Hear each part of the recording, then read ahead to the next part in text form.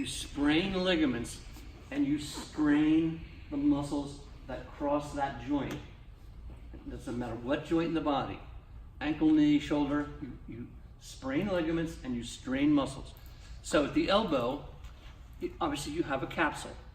On the medial side is ulnar collateral ligament, radial collateral ligament on the lateral side, annular ligament that kind of holds the humeral head against the ulna. But you have lots of muscles. Muscles that flex the forearm, muscles that extend the forearm. All the wrist flexors have their common origin, medial epicondyle of the humerus. All the wrist extensors have their common origin on the lateral epicondyle of the humerus. So lots of muscles that are involved in the elbow joint. So the first thing I need to do is figure out where her painful range is. So I'm going to ask her to straighten her arm out, and let's say she says it starts to hurt there, and anything in the terminal extension really hurts. But I'm also going to see, does it hurt to go this way? Because in most cases, early on, it hurts at the terminal extension and the terminal flexion position. So it's going to determine how I'm going to tape her. So I figured out that's her range. Now let's say she starts here and it hurts right there, and anything more she can't even do. You think it would be wise for me to be able to tape her so she can't go beyond 90, but she's a softball player and she's down on the ground like this and she can't move her elbow? Can't tape that, right? But she can't play her sport. So it's more just at this terminal extension. So I'm going to you always start with what I call long lever arms. So I'm going to come from the wrist to her upper arm, right about there. I'm just going to roll your sleeve just a little tiny bit. So I'm going to measure that distance. I'm going to take it away, and I'm going to you can relax now for a second. And I'm going to put the tape down on the table, so sticky side down. And I'm going to, for this class, we're just going to give her a Babe Ruth. So how many strips of tape for a Babe Ruth?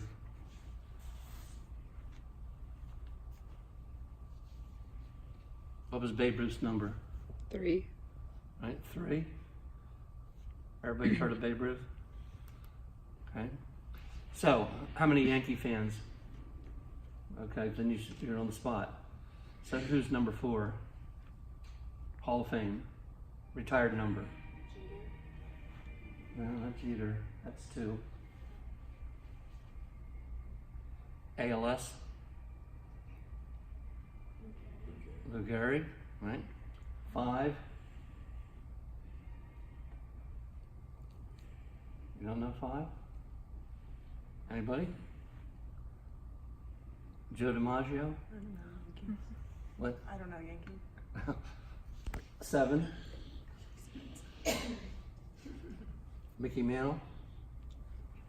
8.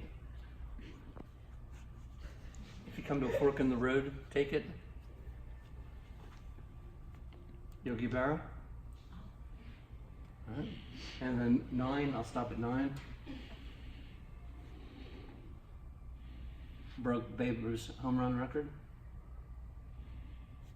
The first one to break it. Then it's been broken beyond since then. Roger Maris. But also Roy Hobbs. Does anybody know who Roy Hobbs is? Played for the New York Knights. In the movie The Natural. No one's anybody ever see the movie The Natural? Robert Redford plays Roy Hobbs. So that's, in my opinion, is the best baseball movie ever made. So ladies, if you're dating some baseball friend, boy, who likes baseball, and he says, let's go out to the movies, whatever, and you say, nah, let's stay home and rent The Natural, you'll be in. Right? All right? Because it's a good, very good movie. Okay, so I'm going to give 3.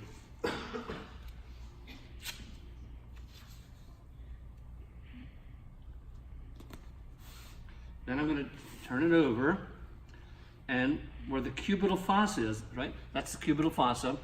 I'm going to put some tape.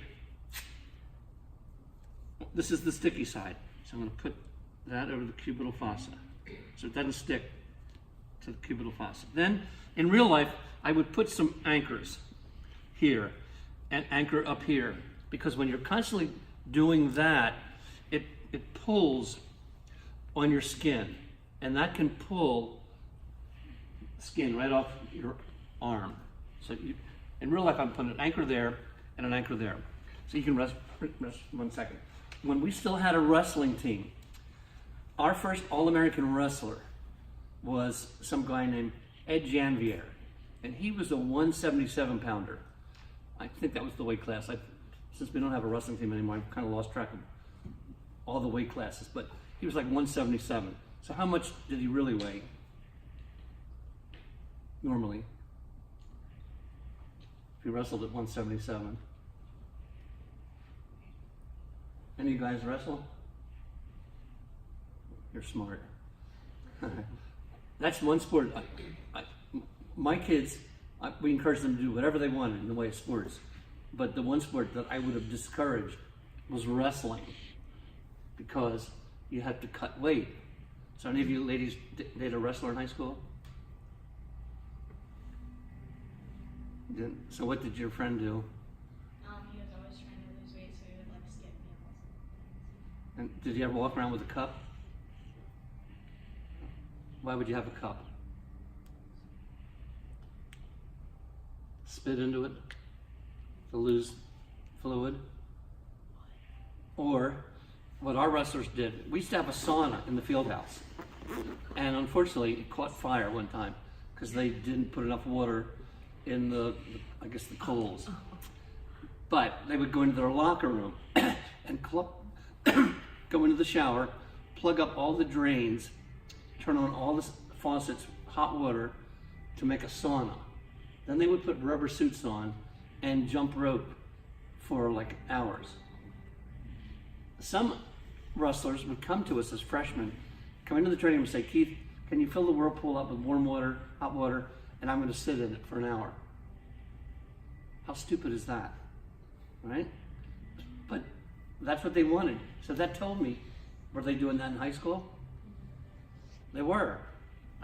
So I have a lot of respect for wrestlers, because when you're out on that mat, it's just you and your opponent, right? No one's going to help you. But I could tell you 100 stories about wrestlers. We have one wrestler who was very, very good, but he was lazy. He was never in good shape. And he just would win based on pure strength and good technique. But he wasn't in good shape. So every time he wrestled a good wrestler and he was in trouble, he would bang his nose against the mat and cause his nose to bleed on purpose. Because back then, you had an unlimited time to stop bleeding. Right? So I'd run out on the mat and say, are you okay? And he said, yeah, I'm okay. But just give me a couple minutes to recover. I'd plug his nose up with gauze pads, and then when he felt he was finally ready, he would go back and wrestle again. The whole time I knew it was a lie type of thing, but crazy stuff. So I'm going to put you in the anatomical position.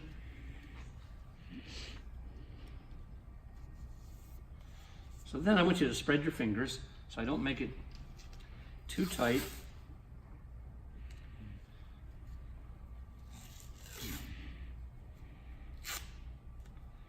And so in real life, I would come all the way up almost to the cubital fossa. But for this class today, just put like 2 strips. Then, before I close up the upper arm, I want to make sure I'm going to tape it so she can't go into the painful range. So I'm going to put my hand here in like place of the tape, and I'm going to ask her to extend your arm now. And let's say she says, ouch, that still hurts, my elbow joint. So what must I do? Exactly. I got to bring it up higher. So now try to straighten. And now it doesn't hurt, okay? So I'll just bring it down a little bit. So then the next thing, normally you would put like a heel lace pad here and one on this side, because at the end of the day, you're going to cut it through that way. And so here's an athletic trainer joke. The athlete knows to make a muscle, so we don't make it too tight. All right, so make a muscle. So while she's making a muscle, and then I put a piece of tape around her. So, if this is an athlete that needs to have their ego deflated a little bit, I'll just put a tab so we can find that. While the athlete's making a muscle, some female student trainer will come by and say, Keith, I thought they were supposed to make a muscle when you're doing that taping. Of course, the guy's making this big muscle, right? So that's a trainer joke. Then if this is somebody you don't like, you come up higher, get some of his armpit hair, right? And then, of course, they don't know that until they go like that. Okay? So that's the taping. You just have to put like 2 here, 2 there, and just a couple strips there. Now, if it hurt to go all the way up, that hurt, then I'd have to close the whole thing off. So go far as you can go. So she can go pretty much all the way up. But now, if now I realize my fingers are thicker than the tape, but now try to go up. Go ahead. You can see how that takes up more of the space, then she can't go all the way up into flexion. So early on it hurts to go both ways, extend and flex, but eventually so you have to close the whole thing off, but eventually you can leave it open because only it hurts that way. Okay? So the rest of the time is your time.